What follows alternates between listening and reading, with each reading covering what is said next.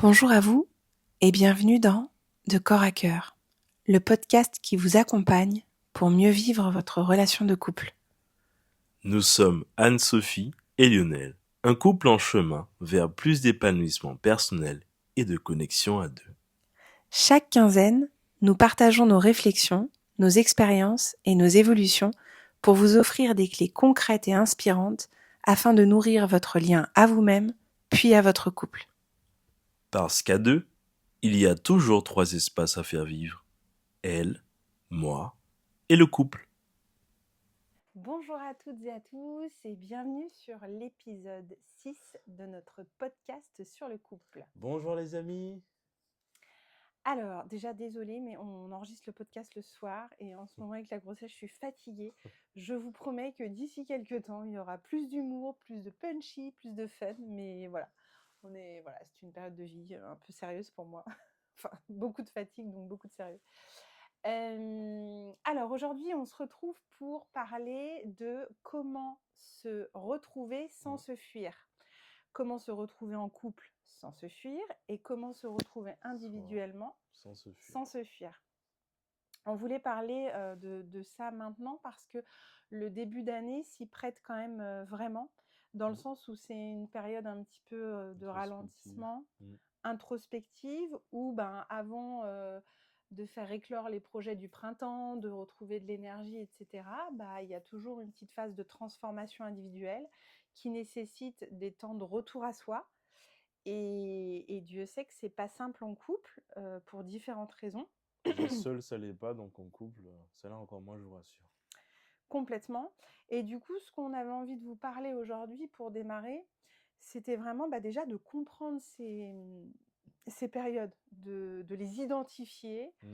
Et puis après, on verra de ne pas s'alarmer, de faire attention à conserver du lien dans tout ça. Voilà, je te laisse la parole. Tout à fait, parce que c'est des périodes qui sont complètement normales, comme toute chose. Nous aussi, en tant qu'être humain, en tant qu'homme, en tant que femme, on a des cycles. Donc, finalement, on est un peu assujetti au cycle de la Terre, ce qui fait qu'à cette période, on est dans une phase un peu plus introspective, comme disait Anne-Sophie. Et donc, ce qui fait que c'est un peu ce côté schématique de l'iceberg. C'est plutôt une période qui est propice au retour à soi. On est plutôt dans une période où, en fonction bien sûr du comportement de chacun, puisqu'il y a des personnes qui sont peut-être des profils un peu plus fuyants, ou des profils quand justement ils ne sont pas bien, à aller vers l'autre. Donc là, l'idée, c'est de partager ça, de pouvoir un petit peu vous donner des éléments pour identifier tout cela. Parce que c'est des périodes, en fait, où on peut avoir des fortes périodes émotionnelles, Ouais. vraiment des périodes de doute. Des doutes sur les projets pro, sur les projets Voilà. perso, des émotions qu'on n'a pas forcément envie de ressentir parce que c'est des émotions désagréables et pourtant il faut les traverser, sinon tout le long de l'année, elles vont... Ça va être compliqué. Voilà. Donc c'est vraiment ça, c'est... Et puis du vide, parce que... Oui. Du vide, parce que c'est le début de l'année, tous les projets n'ont pas pris forme, on a une forme de pression.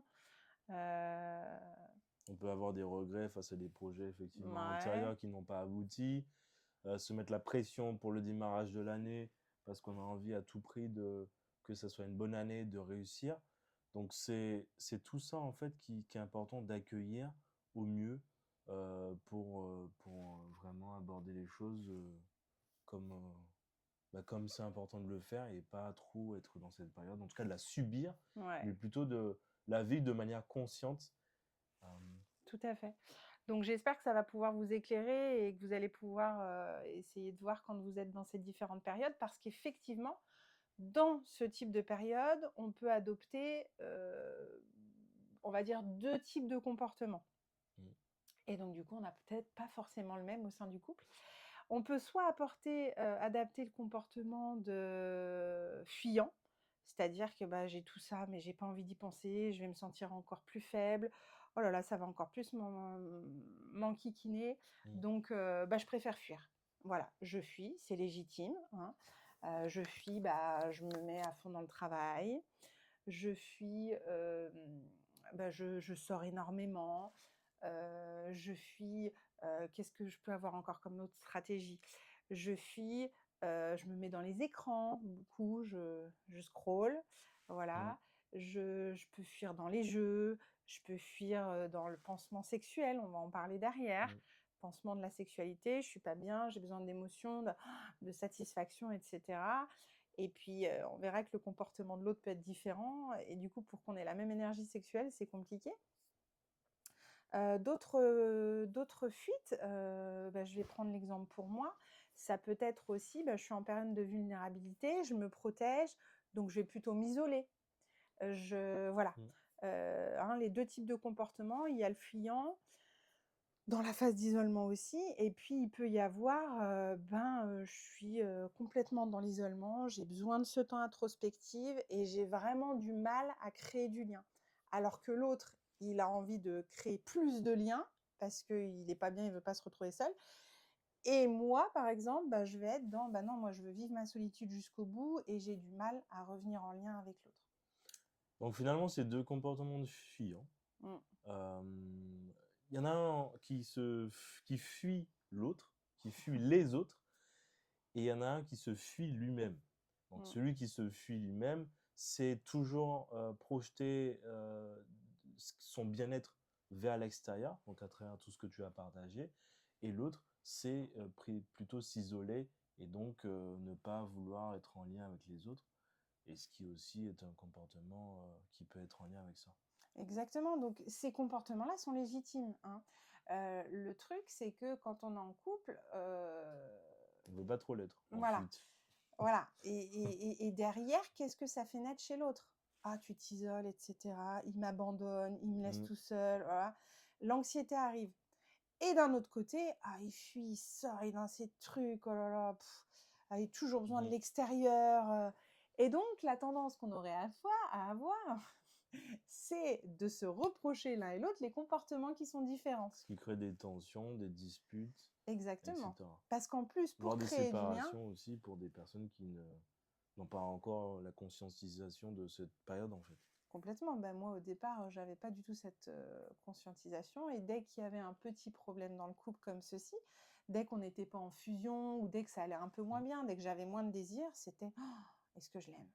Oh, non, mais je crois qu'il va falloir qu'on se sépare» et puis alors forcément, comme moi, je partageais tout à l'autre, je lui en parlais et donc lui, en mode serein: «Je suis un homme, j'ai pas peur», mais en Mmh. réalité, derrière, Puis aussi en mode sauveur, finalement, mmh, de vouloir tout sauver, alors que finalement et c'est le comportement le plus inconfortable, c'est de laisser les choses se faire, parce qu'on ne peut pas contrôler l'autre, on ne peut pas imposer des choses et c'est là où typiquement, quand on a une tendance plutôt à avoir un comportement de contrôlant, c'est très difficile de se dire que: «Tiens, je contrôle pas la situation, qu'est-ce qui se passe?»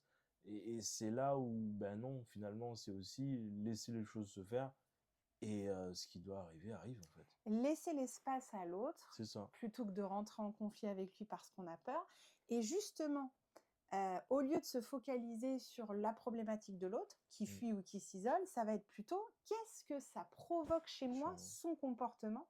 et donc c'est ça que je dois Mmh. régler. C'est ça que je dois Mmh. travailler et c'est en revenant sur moi que je vais peut-être inviter l'autre à le faire. En tout cas, je vais être moins désagréable, je vais régler mes problématiques et ça va s'améliorer dans le couple.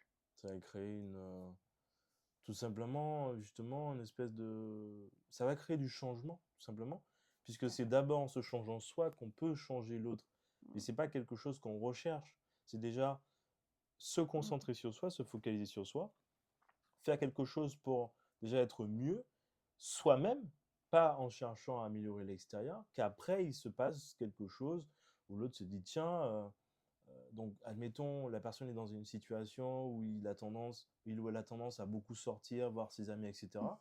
Ben, à un moment donné, la personne se dit: «Tiens, ben, si je fais ça à outrance, c'est que peut-être que je vais pas trop bien, et cetera». En plus, en essayant de réfléchir, de se dire: «Tiens, mes amis, c'est vrai que là, en ce moment, ils vivent pas une période, très très intéressante aussi pour eux. Ils sont un peu, dans la plainte, un peu dans le côté un peu des enfin, ils sont peut-être dans une forme de de dépression ou autre, hein, que sais-je. Donc du coup, c'est se dire: «Tiens, si je suis en contact de mes amis en ce moment et qui sont pas bien comme ça, peut-être que moi je ne le suis pas».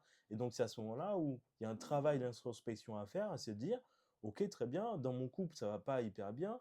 J'ai essayé de compenser en sortant, en faisant des choses, mais finalement, je me rends compte que mes amis non plus sont pas au top. Peut-être qu'il y a quelque chose à faire sur moi». Donc c'est se retrouver seul aussi, accepter finalement que je suis dans une situation, de vulnérabilité, dans une situation conflictuelle avec moi-même.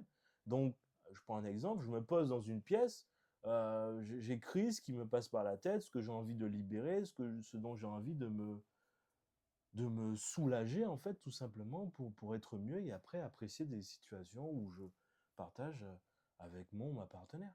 Complètement. Et j'ai envie de dire que pour l'inviter à ça, cette personne qui est là-dedans, dans cette fuite avec l'extérieur, les amis et tout, si quand elle rentre, nous, on est focalisé sur lui en disant, ou elle, en disant, ah, mais t'es encore sorti, hein, ça va pas l'inviter à aller dans sa vulnérabilité. Mmh, Au contraire, ça va l'amener encore plus vers l'extérieur. Ô tout à fait. combien je sais que c'est pas simple, plutôt que de regarder ce qui va pas chez nous et ce que ça réveille, anxiété, ce qui va me tromper, elle ou elle va me tromper, voilà. Enfin, il peut y avoir plein de choses derrière. Et ben non, au contraire, c'est ah ben voilà, pourquoi j'ai peur d'être trompée? Il est où le lien, la confiance en l'autre? Est-ce que c'est ma confiance en moi? Voilà, se prendre un temps. Moi, j'aime beaucoup l'écriture en ce moment, j'ai repris, ça m'aide beaucoup, mais il n'y a pas que ça peut être se faire accompagner aussi, ça peut être utiliser des outils de développement personnel pour comprendre ces périodes-là. Moi, je sais que j'utilise beaucoup la numérologie. Enfin, il y a plein de possibilités. Là, je Mmh, vous en énonce quelques-unes. Je pense que autour de vous, vous en avez entendu. Mais voilà, c'est ça l'idée. C'est toujours de revenir à soi, même quand il y a une anxiété. Et on vous en parle aujourd'hui parce que parfois, on s'en rend pas compte. Et de l'écouter, ça peut nous faire prendre conscience des choses. et le plus difficile, c'est de l'écouter. Donc c'est pour ça qu'on partage, Ouais, et puis des techniques ou des choses peut-être pour les détecter, plus vite. ouais, maintenant, nous, on l'a détecté, mais ça nous a coûté beaucoup de disputes avant de, C'est ça, avant de le détecter. c'est ça. Et du coup aussi, on voulait terminer peut-être sur la phase de comment se retrouver dans ces moments-là, hein, au-delà de tout ce qu'on a énoncé, comment se retrouver, c'est-à-dire comment créer du lien, comment créer des petits espaces et surtout comprendre que eh bien, c'est pas dans ces moments-là malheureusement qu'on va avoir la même activité de couple que dans des phases plus propices, plus Mmh, fêtardes, voilà. Donc déjà prendre conscience que on ne peut pas avoir les mêmes attentes que quand tout se passe bien. Forcément, quand il y a des phases introspectives, quand quelqu'un ne va pas bien, on peut pas le couple, il peut pas vivre pleinement comme avant. Donc l'idée, c'est de pas rechercher cette intensité, comme à l'habitude, mais d'accepter qu'on a moins besoin d'être ensemble. c'est ça. Et en fait, typiquement, c'est le principe que je disais tout au début de la vidéo. Alors si vous avez regardé, tant mieux, mais je vous invite à le faire. Hem, c'est le cycle. C'est-à-dire que comme nous, on ne peut pas tout le temps être bien, le couple non plus ne peut pas tout le temps être bien. Mmh. Donc c'est des situations où on apprend à vivre différemment. Ça ne veut pas pour autant dire que tout est à jeter, puisque bien au contraire, c'est ce qui permet de construire, de fortifier, de forger, de vivre d'autres situations, d'autres Mmh. moments de partage. Et donc ça peut être effectivement dans ces périodes d'inconfort, donc c'est d'avoir des micro-moments où on instaure des communications, où il y a on prend le temps de regarder son ou sa partenaire, de partager quand même des petits moments effectivement propices à une amélioration positive. Et puis après cette période, si tout a été mis en place, donc cette période d'introspection individuelle, chacun de son côté, etc. Et puis ces petits temps quand même Où on reste en plutôt lien. vers l'amélioration, quand même pour rester en lien. Bah après cette période effectivement un peu plus basse va passer et le Et couple et pourra être que forgé après. complètement. Alors que parfois, quand ça perdure dans un couple après, parce que nous, ça a duré quand même un temps, et il y a dû avoir une séparation pour nous, Mmh. c'est parce que c'est pas clair et on vit que sur les reproches. et on ne prend pas le temps de se remettre en question. Et nous, ce qui nous a permis de nous remettre en question, c'est la séparation, Tout à fait. malheureusement. Et il nous est arrivé une seconde période un peu similaire et on s'est dit: «Ben non, on va pas se séparer cette fois-ci. On va essayer d'accueillir individuellement ce qui se passe en se disant que c'est moins intense dans notre couple, mais voir si ça revient ou pas». Et effectivement, on a vu que ça revenait. Voilà. Alors je vous ai parlé de la sexualité parce que bon, je pense qu'un jour on fera un podcast quand on sera prêt. Un épisode, tu veux Voilà, dire? d'ailleurs, on vous partage des choses, c'est seulement à notre niveau, hein, peut-être qu'il y a des gens qui vont bien au-delà, nous on a une expérience de 5 ans, donc voilà, je voulais le rappeler. Donc en tout cas, on vous partage ce qu'on a vécu à notre niveau, pour que ça puisse vous apporter, en tout cas si ça vous parle. Du coup, j'ai parlé, je me perds. Mais non, ce que je voulais rajouter aussi, c'est que ces périodes qui sont moins intenses, peut-être juste une phrase, peut-être dire bah écoute, je suis pas bien en ce moment et j'ai pas trop envie d'en parler, laisse-moi le temps. Ça peut rassurer l'autre. Vous voyez, une petite phrase. Par contre, celui d'en face, il faut qu'il fasse l'effort aussi de pas ah bon, t'es sûr? Ah, j'ai eu une phrase, est-ce que je peux aller en choper d'autres? Non, attention, il faut respecter la personnalité de l'autre, hein. Il y a des gens qui ont pas autant envie de confidence, ben, ça fera l'objet de notre prochain épisode sur la communication, une communication, déjà qu'elle soit là, Mmh. parfois elle peut être courte, parfois plus longue. Il faudra que pour certains, on apprenne à écouter du silence, pour d'autres, à ne pas donner de conseils. Enfin voilà, on en parlera plus en détail, mais oui, voilà, pouvoir essayer comment je peux rassurer l'autre et si on n'est pas dans l'attaque, dans les disputes à se reprocher: «Ah ben toi tu tu vu, tu fuis, gna gna gna. Ah ouais, mais toi tu t'isoles», et ben justement, on n'est pas attaqué et donc on peut peut-être prendre le temps de poser les choses et de dire: «Bah voilà, moi en ce moment j'ai un petit besoin». Là, je lui ai dit récemment, j'avais besoin d'être isolée, voilà, j'avais plein de périodes une période en remise en question, il est venu me voir, il m'a dit: «Beh, ça dure un petit peu», je lui ai dit: «Bah, tu as raison, faut que je revienne». Voilà, je sens que c'était mais il me l'a glissé doucement, sans reproche et bizarrement, c'est allé très vite derrière. Tu te rappelles, c'était quand, je voulais faire dodo ici parce que j'avais besoin de Mmh. calme et cetera, et du coup, je suis allée me coucher avec lui parce que je me suis dit: «Oui, là, ça fait trop». Mais il me l'aurait dit en phase d'agression: «Encore, encore?» Je me serais braquée et je serais restée une nuit de plus. Voilà, Ouais, bah, c'était tout pour aujourd'hui. c'était tout pour aujourd'hui. On pourrait continuer de parler. L'idée, c'est quand même de faire des épisodes, pas trop longs non plus. Donc en tout cas, merci beaucoup à vous d'avoir pris le temps de regarder cet épisode. Laissez-nous un petit commentaire pour nous dire ce que vous en avez pensé. Peut-être, de quel type êtes-vous, si c'est pas trop indiscret? Est-ce que vous avez plutôt un comportement fuyant ou pas? Qu'est-ce que ça vous a évoqué, durant cet épisode? Partagez également autour de vous, si ça peut permettre à une ou plusieurs personnes, de se reconnaître, en tout cas d'avoir un axe d'amélioration, quelque chose qui puisse leur permettre d'évoluer, d'avancer. Heu, Et puis Likez la vidéo et ouais, puis et puis si vous avez des idées de thématiques, pour mmh, l'instant on en a, on essaye de faire des thématiques au fur et à mesure de ce qu'on traverse nous, la semaine précédente, voilà, moi j'aime bien ça. Mais si vous avez des thématiques en particulier et qu'on il y a pas de souci, on fera en sorte de les aborder, soit au travers d'autres thématiques, soit la thématique principale si elle nous parle aussi et qu'on a de l'expérience à partager sur le sujet. super. Voilà, Ben, je vous souhaite en tout cas une très bonne journée, très bonne bonne soirée, ça dépend journée. de quand est-ce que vous Ouais. allez regarder la vidéo. Effectivement, et puis, à dans 15 À jours très pour bientôt les l'épisode amis. 7